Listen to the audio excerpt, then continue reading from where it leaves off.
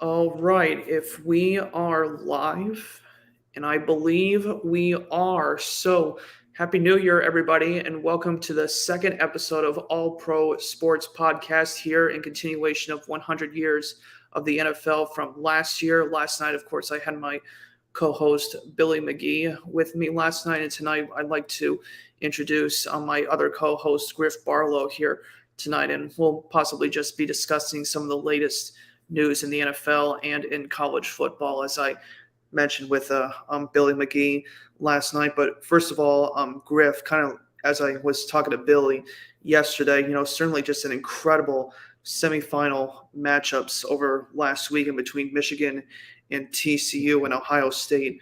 versus Georgia, and really throughout the entire bowl game season. I'm just kind of interested to see your thoughts of what you've seen from bowl season so far in college football.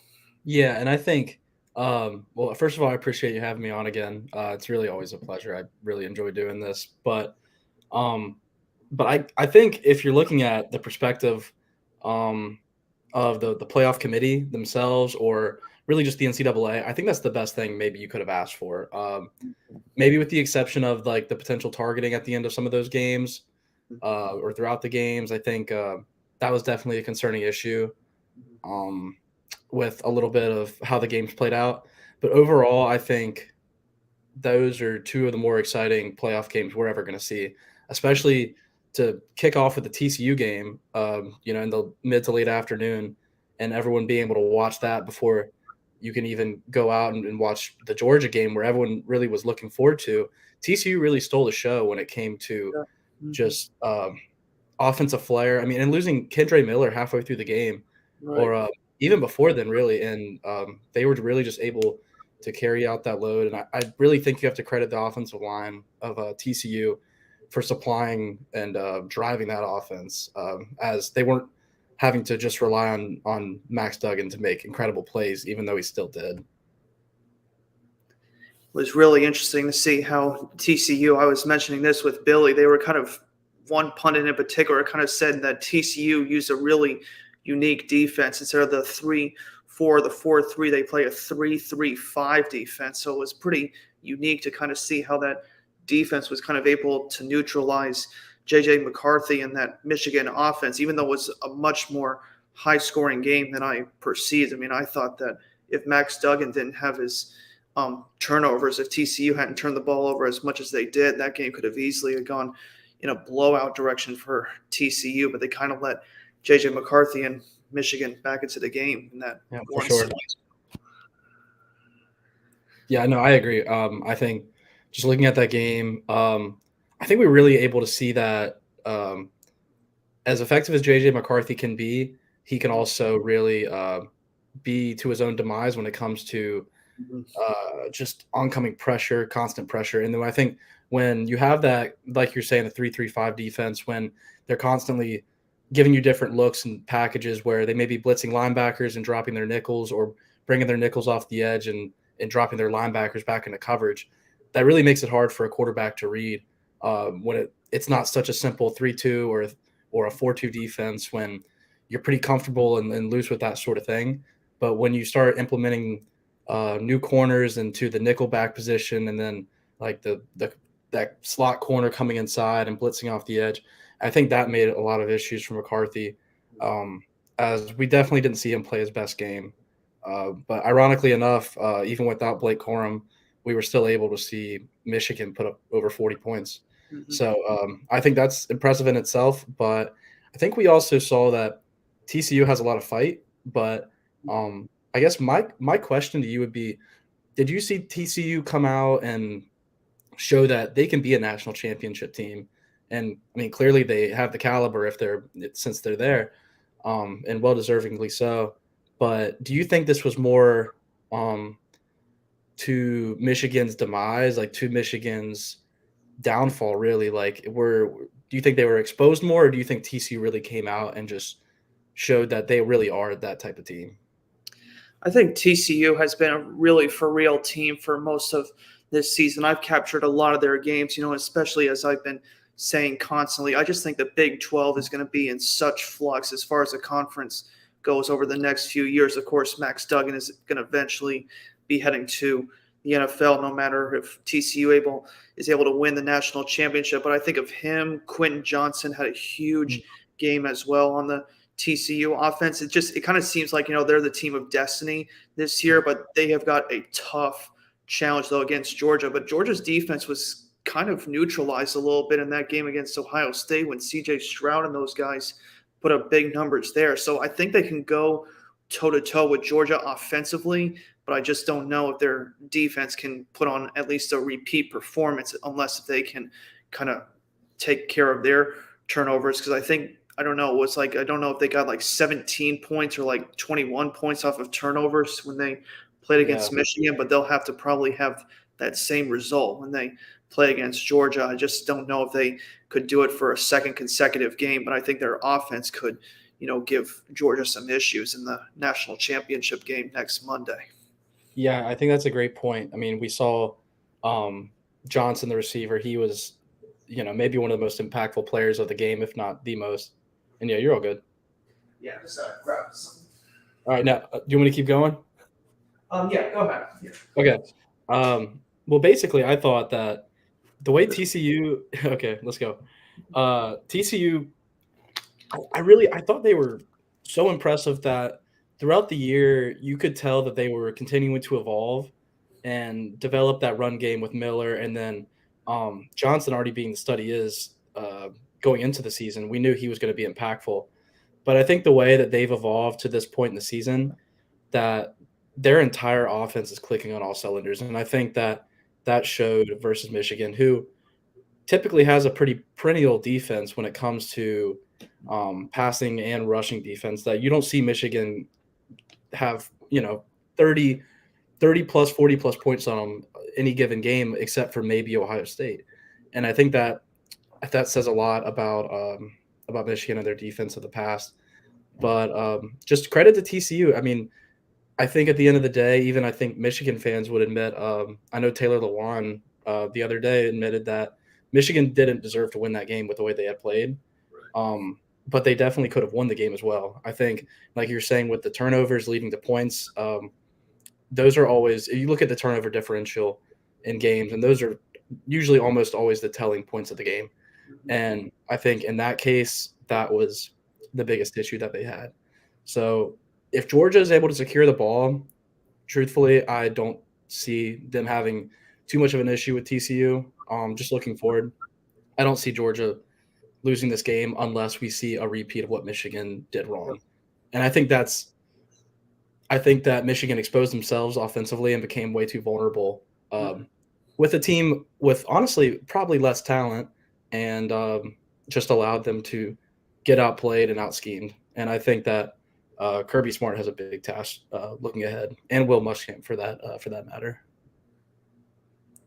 It's going to be interesting when both those teams meet next week for the national championship. I think the latest that I saw, I think Georgia is officially, I think they might have lowered it a little bit. I think today they dropped them to about a 12.5-point favorite. I think they were 13.5-point favorites the other day, but probably the meter is kind of taking a little more to TCU. But we'll see what happens when they meet next Monday. But kind of drifting a little into the NFL briefly. Certainly, Billy and I mentioned about this last night. I'm just trying to see sort of, what your opinion is on this. Certainly just some positive news from Damar Hamlin today. Last night, Billy and I were still kind of in the dark about Damar Hamlin's condition, but certainly things have improved for Damar Hamlin today. And just the question I kind of wanted to ask you was, what was your initial reaction from when you saw on Monday Night Football that incident between the Bills and the Bengals when that happened with the incident with Hamlin?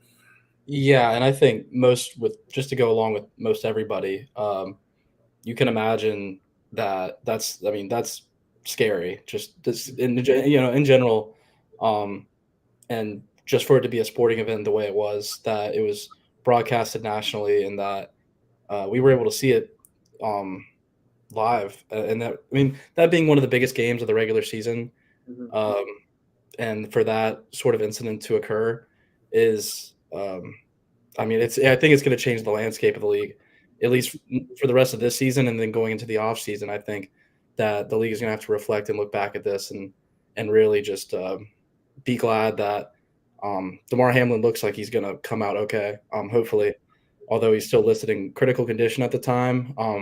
Like you were saying, I believe they were talking about how he made great progress today, which Mhm. is really good to hear that. Because you never want to see that kind of thing happen in the game. Because at the end of the day, there's a reason it's just a game, and I think the NFL really did a good job at stepping in quickly Mhm. and initiating that there should be no game played after that. That there really is no reason to continue a game once that sort of thing happens. And not only does that support emotionally who like with the players and how they feel about it, but morally, I think that would be a huge stamp against the NFL. And but above all, honestly, I think um, we can all just be glad that Hamlin looks like he's going to recover. And but I think above all, the the outpouring just like support and what we saw from people all around the world really was, I think, one of the best things we've seen, and really shows like how sports always will bring people together, no Absolutely. matter what. I mean, you saw the charity drive, I believe, is over $6 million at this Mm. point of a goal he set of just a couple $1,000s, Yeah. and I think that's incredible. But Mm. to simply answer your question and wrap it up a little bit, because I know we've all heard about this the last few days, that um, I think we're really just glad that it looks like it's going to work out. But I'm also really glad that the NFL stepped in and decided that it wasn't time to continue the game, as that would have been really inappropriate for that to occur. But I guess my question to you here would be: do you think so? There's been a lot of talk online about how the NFL looked like they were going to continue the game, how the officials looked like they were going to initiate play again. Do you think that that was straight from the officials and how they treat the position, or do you think that may have come from higher up at the time? Because it looked like the officials really weren't sure what the situation was. So Mhm. I think we can credit that being the fact that we didn't really understand the severity of the issue at the time. Um, but how do you think the NFL handled this all in all? Because I think at the end of the day, they made the right decision, but it is a really touchy subject, especially when you have commenters online making outlandish statements left and right. So I want your opinion on that, I guess. I mentioned this to Billy last night, kind of like, unfortunately, sort of like, I have a bit of a small connection to Roger Goodell through my cousins when I had them on Christmas and New Year's Eve. But I just remember saying to Billy last night when I kind of thought of Hamlin's situation, and I had looked this up almost that night when that happened on Monday, when everybody was talking about former Lions wide receiver Chuck Hughes, who to this day holds the horrible distinction of being the only NFL player to die during an NFL game. Happened in 1971 when Dick Butkus collided with him on the field. He wasn't ruled dead on the field, but when they took him to the hospital afterwards, they pronounced him dead there. But they played the final, I think it was like 60 or 62 seconds were left in that game between Detroit and Chicago. But that game was played on a Sunday.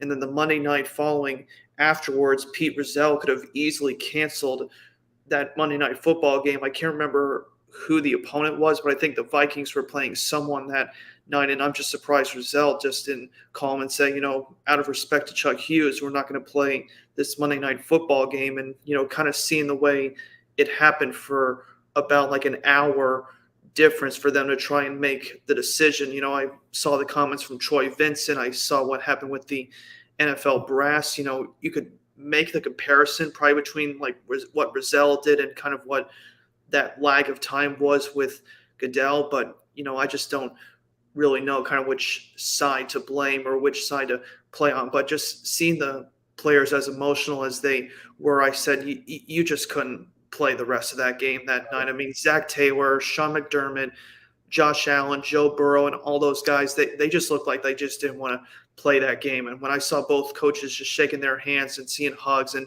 everybody just walking off the field together, I just said, that's it. You just have to pay respect with Hamlin and just, hope that things turn out to be better. And fortunately, as we have both been saying, good news is coming out from Damar Hamlin today, but I just don't understand kind of like why there was such a gap of time between that decision between the NFL brass when the players officially decided we're not finishing in this game, and that's it. Yeah, I was really glad ultimately because it looked like I think it looked like there was about a 10-minute stretch where they were going to go back out of the locker room and start playing again.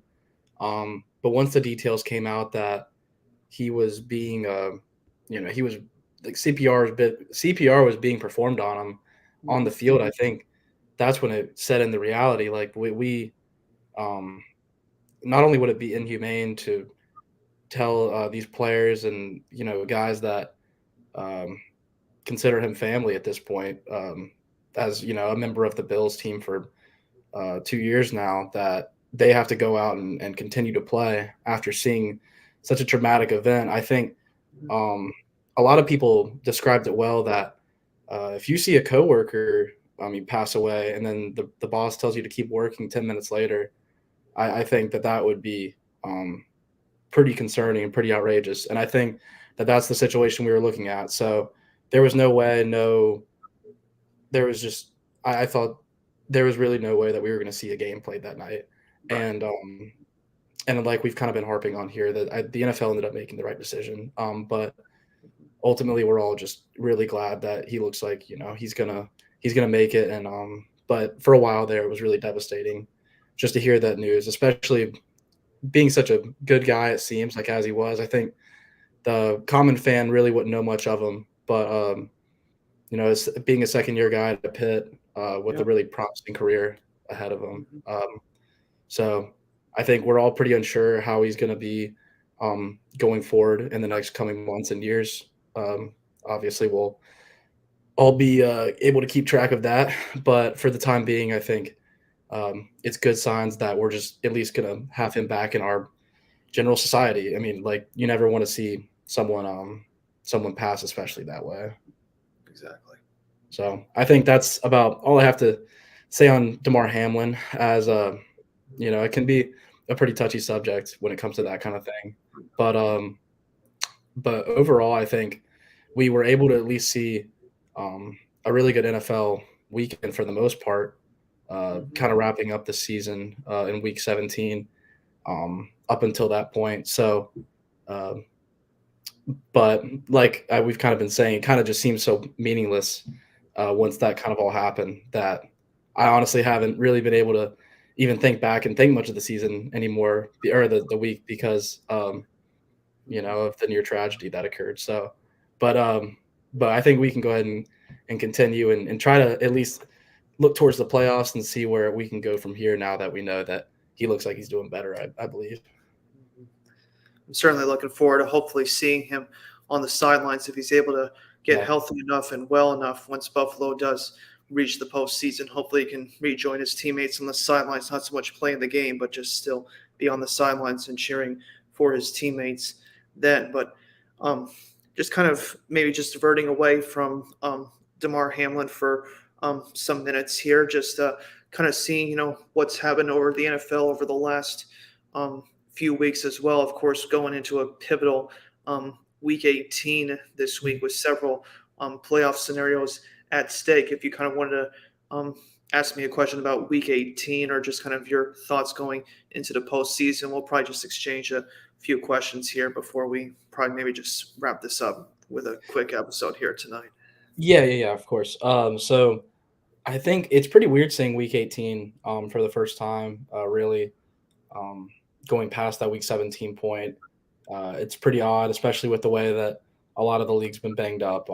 You can kind of make an example of the NFC East, the way the Eagles are seemingly like limping into the playoffs after their big run this year, and then you could really look at around the entire league when it comes to injuries.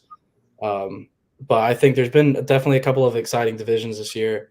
Looking into the NFC East, though, I know the Giants are going to this last game with the playoff spot. So, and I believe is it Philadelphia this Yeah. weekend? Okay, so I know that they're going to be big underdogs considering the fact that I'm not sure if they're playing all their players. So I'm guessing you would know that for sure. Mhm. But my question would be, how do you think that the NFC East is going to shake out not only this week but going into the playoffs? Now that it looks like we're going to see a couple teams from the division try to make a deep run. Well, certainly, I know that Washington is certainly out of the picture right now. A lot of people were kind of expecting all four teams in the NFC East to make the playoffs before Taylor Heineke and those guys kind of slipped down in Washington here. But Dallas, I mean, they're certainly, well within, striking distance if Philadelphia is not able to pull out the strings. I mean, based on what I've heard from the Giants coaching staff and everything, some people are egging Dable to play his starters, and I can kind of see some logic in that, even though this is going back 15 years. I remember when Tom Coughlin and those guys in '07, the Giants were 10-5, and they played the undefeated 15-0 New England Patriots in 2007. He just decided to play his starters in that game. They essentially had nothing to play for in that thing. In that game, they couldn't go up or down in the seas. But then, once they played that game and played as well as they did, almost pulling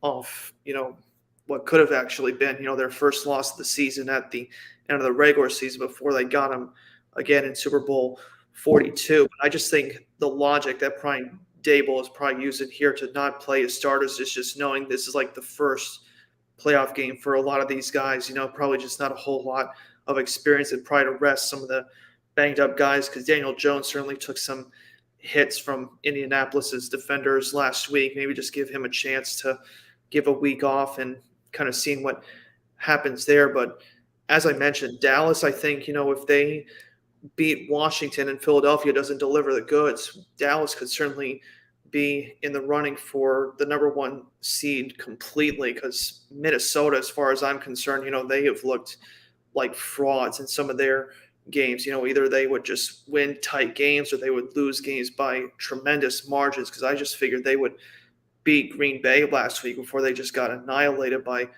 Rodgers and those guys, which is intriguing me to see if the Giants play Minnesota, if the Giants catch the Vikings at the number 3 seed. And as far as maybe San Francisco goes with Brock Purdy and those guys, I'm excited to hopefully see if San Francisco would likely be the 2 seed. Minnesota would be 3, and obviously Brady and the Buccaneers would be 4. But lots riding on seeing kind of what happens between that Eagles and Giants game. But I think Dable's has his decision a little bit easier for him than Nick Sirianni in Philadelphia right now. Because, do you play Hurts, even though Hurts has kind of been on the injury list over the last few days? Do you give Minshew the one more starter? Do you just say to Hurts, say, hey, just play the first half and then we'll bench you if it's not a close game? I think his decision's more pivotal than Brian Dable's decision right now. Yeah, I know Hertz I believe he was limited at practice today. So it looks like it may be trending that they're going to give him a go, but it's tough to tell. With the way that Minshew's been playing, it definitely wouldn't play into their it wouldn't help them at all having to roll out Minshew again, and that's for sure. Because you look at the way Hurts has been playing, and there was the takes online about how Minshew could play just as good as Hurts for the most part, considering how well their offense has been this year. But I think that's proven to be false, as it looks like they're definitely going to need Hurts in the playoffs. But I wouldn't be surprised if the Giants definitely gave them a run this weekend. The Giants are still going to be hungry regardless, and they're going to want to be rolling into the playoffs with a W. So, but like you were saying, Philadelphia is going to be the same way. Getting that one spot would be huge for them.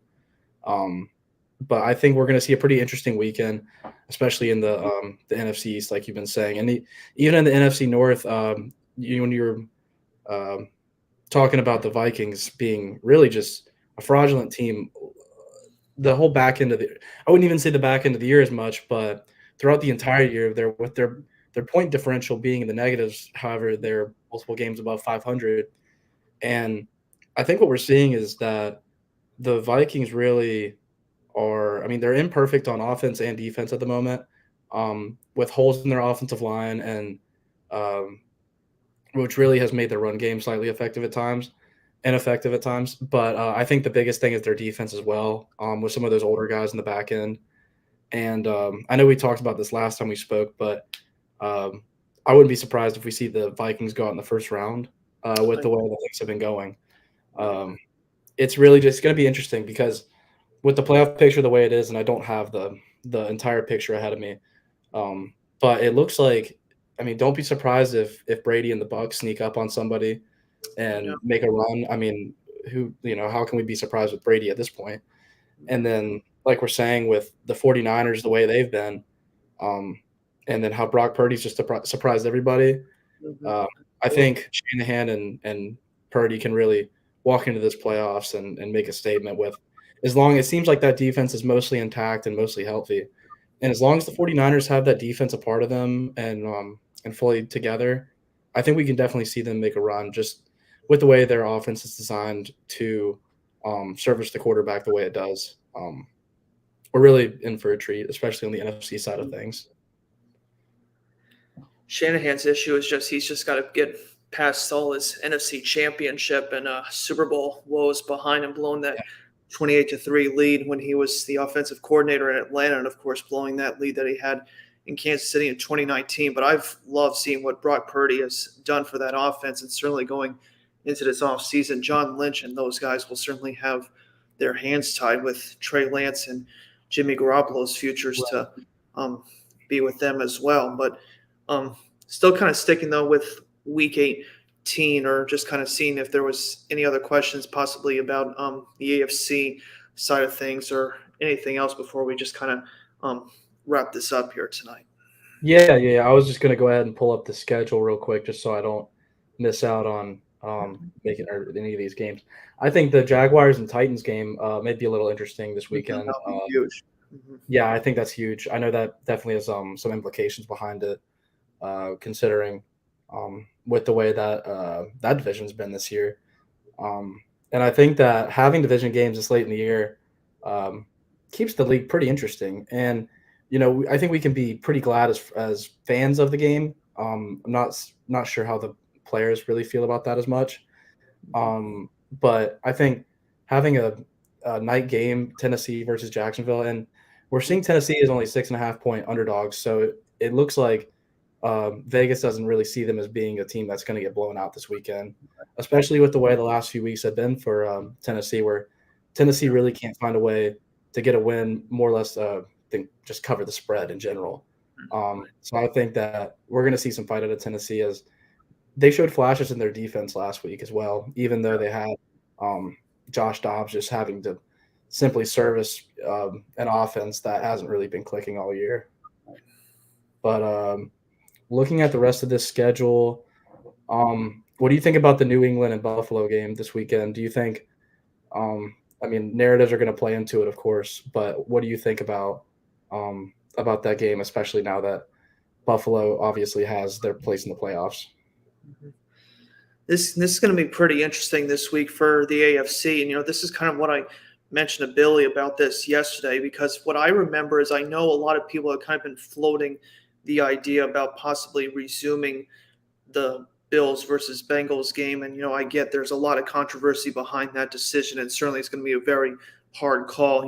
Whether they decide to resume it and essentially Right. like a weeknight team game or whatever. We're just seeing how the NFL's hands are there. But what I remember saying to Billy yesterday is I remember way back in 1993 when they kind of floated this idea for one season of giving every team essentially 2 bye weeks that year in 1993. They just kind of did an experiment for just 1 year, and then they just scrapped the idea completely going into the following year. But if that decides to be the case, I'm certain, Buffalo is certainly going to be playing, their hearts out for DeMar, and I think they can easily wipe New England off the map when they play them. But Miami has certainly just died after that 8-3 start this season. I mean, I remember when I was looking up when they started 3-0. I remember when they said the last time Miami started 4-0 on a season was back in '95. Of course, that Thursday night football game, Tua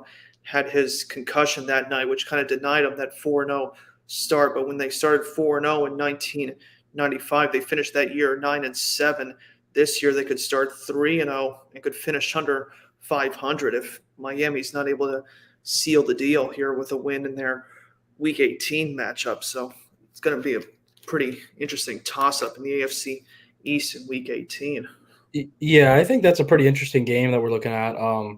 And I mean the spread's not big at all, so I think that they're telling you that it's going to be a scrappy game regardless. I don't think we're going to see a blowout one way or the other, especially with, I believe, is Bridgewater getting play at all, or is it going straight to Thompson?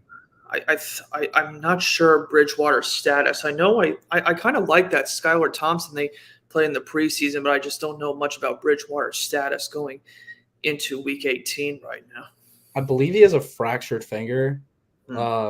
I believe that's correct. So, I would highly doubt that they would take a 9-finger quarterback over Thompson, who he's had his flashes this year, and he definitely was a competent quarterback at Kansas State. So I think that's something that we can see from him. But just looking at the Jets the last few games, really since their bye week in Week 10, only one win versus the Bears at home. So definitely not a convincing last half of the schedule for the Jets at all. With last week being a pretty bad loss to Seattle, but Seattle's also one of those teams where they're pretty hungry and looking to make a playoff run. But like you're saying, I think just to touch on the AFC a little bit, it's really been interesting the way that things have shaken out in that entire division with Miami, Buffalo, and New England. New England obviously taking some pretty hard blows with the way the Oakland game or the Las Vegas game finished, and really just having a little bit of some down luck this year, especially just with the way that the quarterback play has been and the shuffling of their offensive coordinator has been a little odd, to say the least. But all in all, I mean, I guess I'd really just ask for your opinion on what do you think is what should we expect out of the AFC playoffs, just with the way it's been pretty wild, just with every team. I mean, we see Buffalo as being a pretty heavy favorite, but not everyone thinks that. So I guess I'd ask for your opinion on that, other than Cincinnati, of course. This postseason this year, I think it's going to be really shaken up quite a bit. I mean, I understand that Kansas City, is following up. Certainly, they are just becoming the legitimate threats in the AFC West over the last several years. But certainly, this is going to be kind of just seeing like who's almost going to be like the second or third tiers behind them. People are saying it's Buffalo and Cincinnati, and I've kind of been mentioning this to a lot of people. Depending on kind of what happens with both of their futures going into this postseason. If I remember right, I think if Joe Burrow wins his first playoff game this year in the wild card round, he'll have the most playoff wins of any Cincinnati Bengals quarterback in their entire franchise's history. Because I think Ken Anderson only has 2, and Boomer Esiason has 3. And of course, Burrow won 3 playoff games last year. He only needs 1 to, basically say to Ken Anderson and Boomer Esiason, you guys won league MVPs those years. I haven't won the league MVP since, but I got more playoff wins than you. But kind of seeing how the rest of that kind of slices, though, I would love for Buffalo and Kansas City to rematch in the AFC championship game. But, certainly, it's going to be a tall task if it's either going to be an Arrowhead or, sort of figuring how the first 3 seeds play out between them, Cincinnati and Kansas City, whether they resume that Monday Night Football game or not. It's just kind of an unknown waiting decision right now, but we'll see what happens with the NFL brass's I know decision. from what I've seen, it looks like they've canceled the game entirely. I believe I saw that only maybe a couple hours ago, where it doesn't look like the NFL has any plan to continue with that game.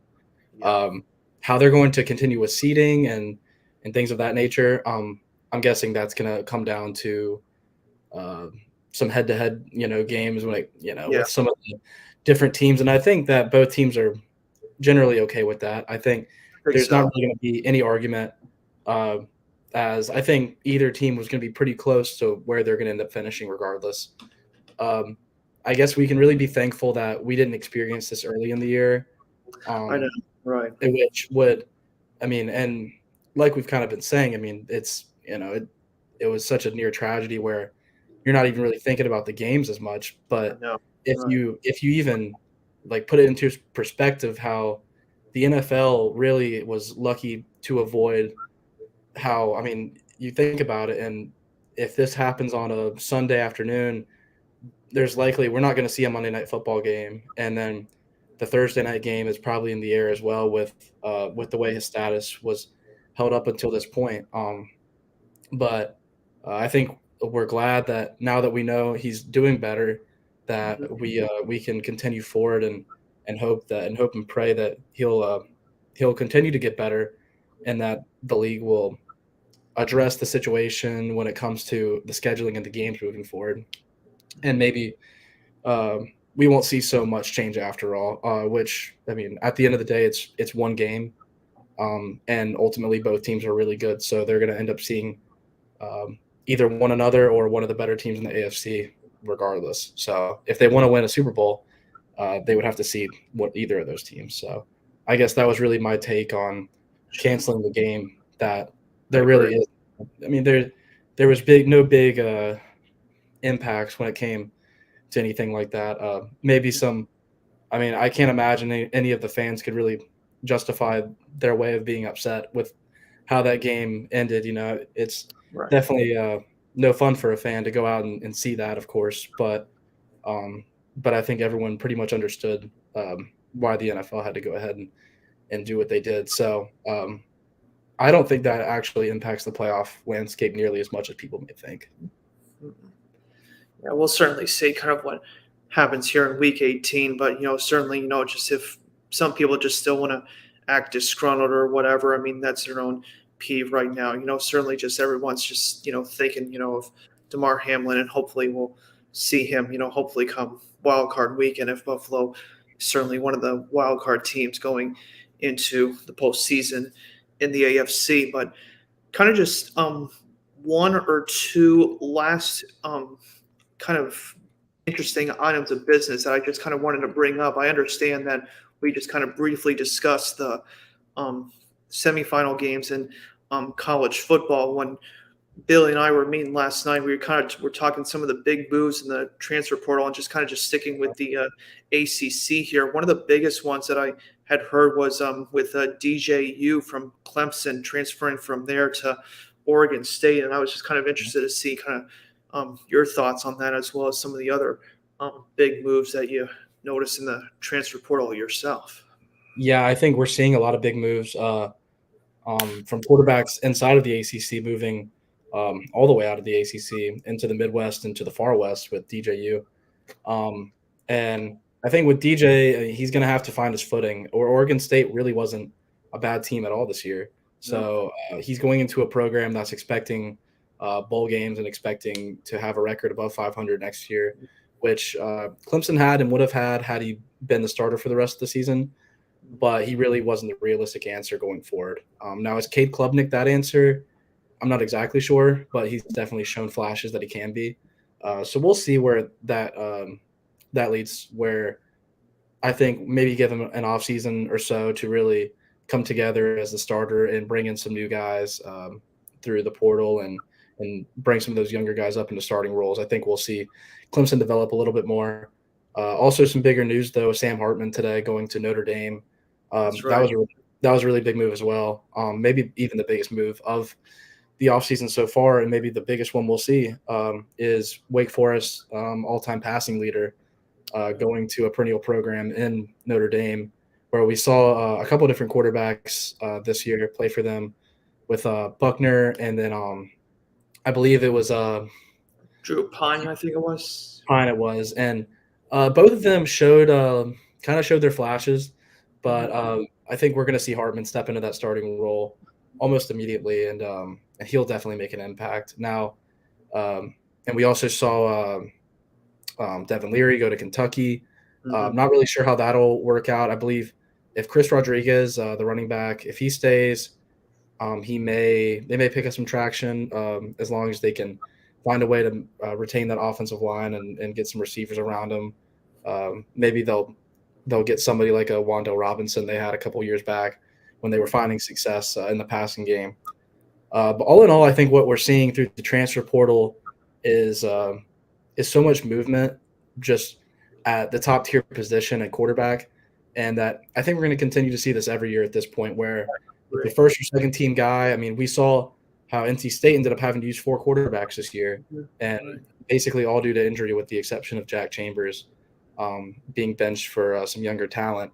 But after watching the NC State bowl game versus Maryland, I think it looks like MJ Morris is going to step up and be that guy, kind of like how Leary was stepping up after the departure of Ryan Finley.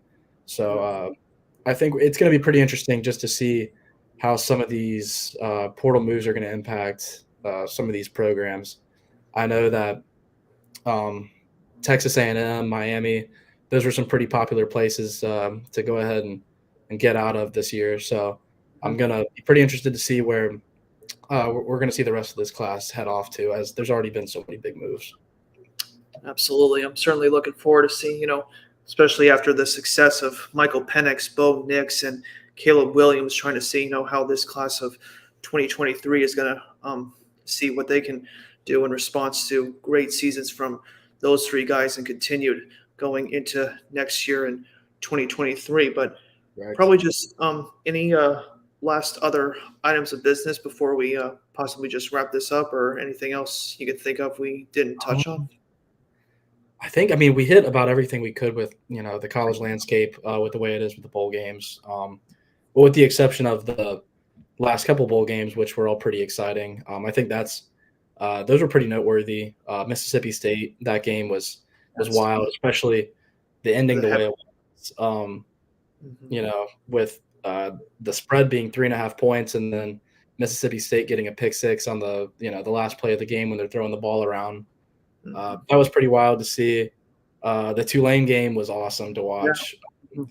and First, obviously, I mean, yeah, like uh, what I was just going to say about Tulane, I mentioned this yesterday. I think it was their first major bowl win since like 1934 for yeah, the Tulane Green Wave. And kind of the one thing you were mentioning about Mississippi State, another um, passing as well, with the passing of Mike Leach. Certainly, his players were probably playing really hard for him too after he passed away a few yeah, weeks ago. Rest in peace for of Mike course, Leach. Hmm. yeah, that was a really and I don't know if we ever got to talking about Mike Leach, and I know we're wrapping up here pretty shortly, but that was definitely a big loss to the football community, and one uh, that was definitely tough to see. I mean, not only as a college football fan, but just as a fan in general of the sport. Mike Leach was like what he brought into the game, Hmm. as I was able to grow up and watch him basically just invent the air raid offense and Yeah. perfect it. Was awesome, especially someone who had grown up playing in that style of football, where I Right. was able to actually see it firsthand.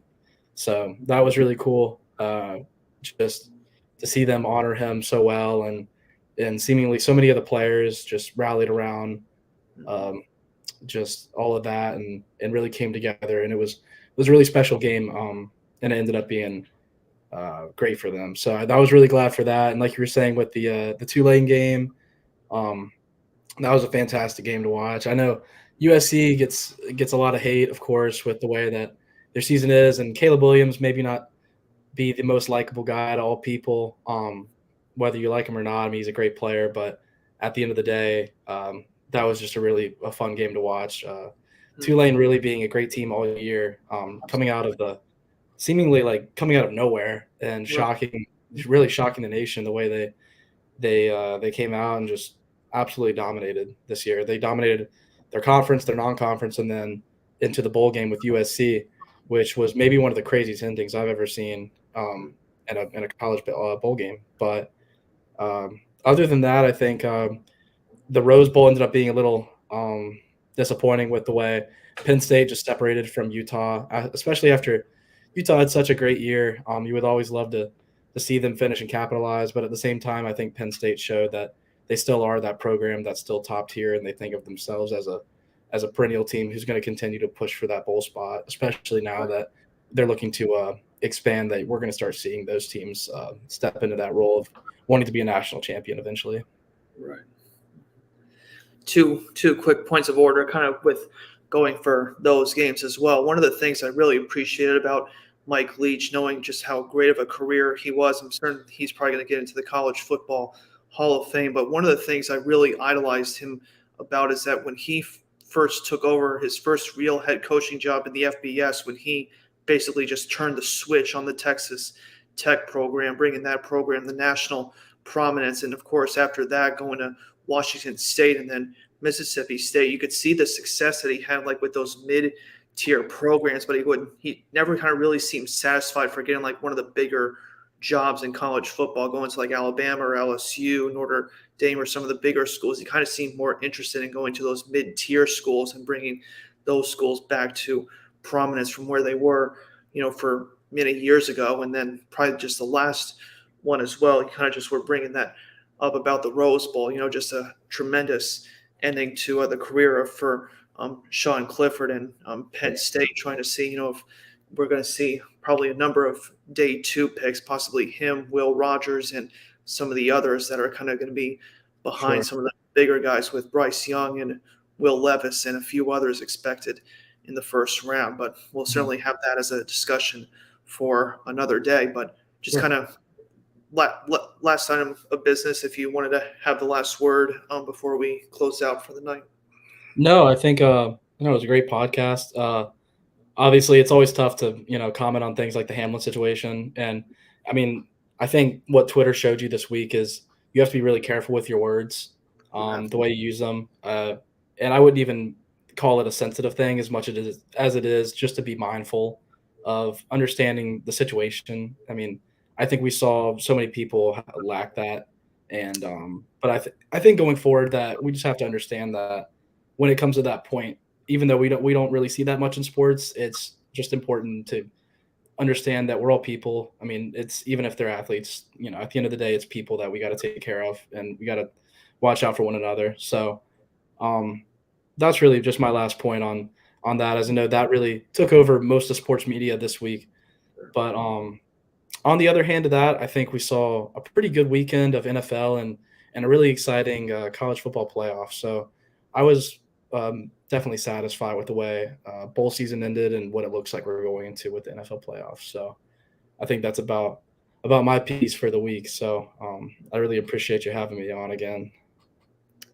Absolutely, Griff. Thank you very much for joining me here tonight, and thank all of you for joining us here tonight for episode 2 of our All Pro Sports podcast and continuation of our 100 years of the NFL, a historical journey from last year. We are just getting started for this year. I got a lot of creative ideas in store, hopefully going into more February or March with the college basketball season coming up with March Madness, and certainly the NFL draft a couple of months down the road. We'll certainly have a lot of creative ideas in store over the next few months. But this is Alex Chris and Griff Barlow signing off here on episode 2 of the All Pro Sports Podcast, and we look forward to seeing you all next time. Not sure if I'll have an episode next week, but I will keep you all posted for episode 3 coming hopefully very soon.